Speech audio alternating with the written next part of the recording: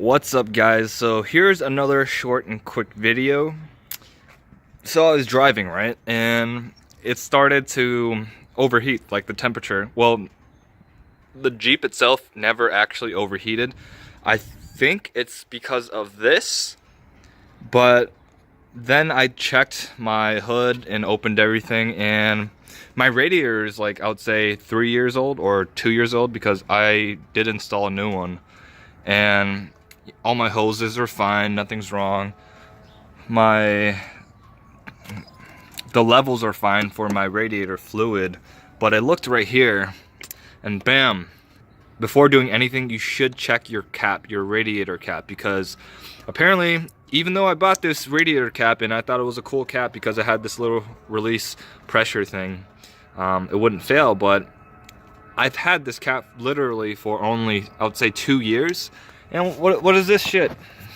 Look, it's failing. So I'm pretty sure that this is the reason why. Look at that, there's a little bit more.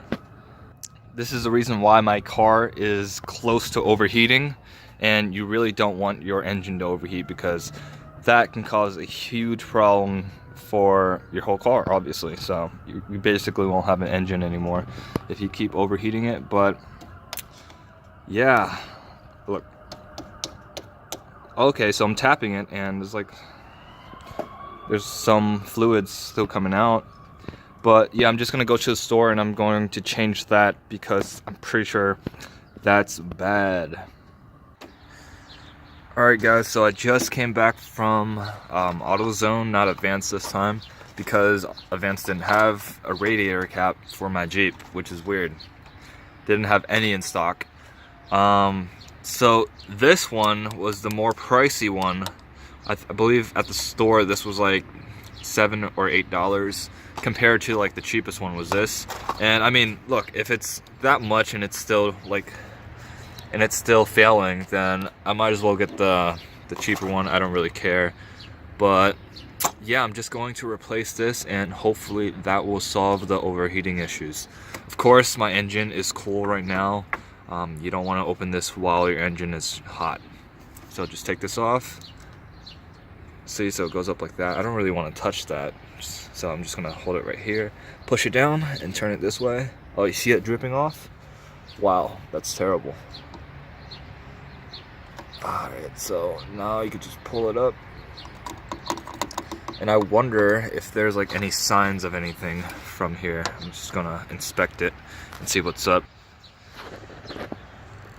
So looking at it with my naked eye, I can't really tell anything wrong with it. I don't see any cracks on the rubber, no dry rot. I mean, this cap I bought 2 years ago and it failed, so I'm not even sure what's up. But regardless of that, I'm going to install the new one. And you know, it's just a pretty simple install. It's just a regular cap. All you have to do is, you know, put it right here. I got PSI of 18 because my Jeep requires that, and I'm going to do that. So just put it in, make sure it's in, and push it down and turn it clockwise. Make sure it's tight. Alright, and that's perfect, and I just got to test drive it to see if it overheats or not, but I think that should do the job.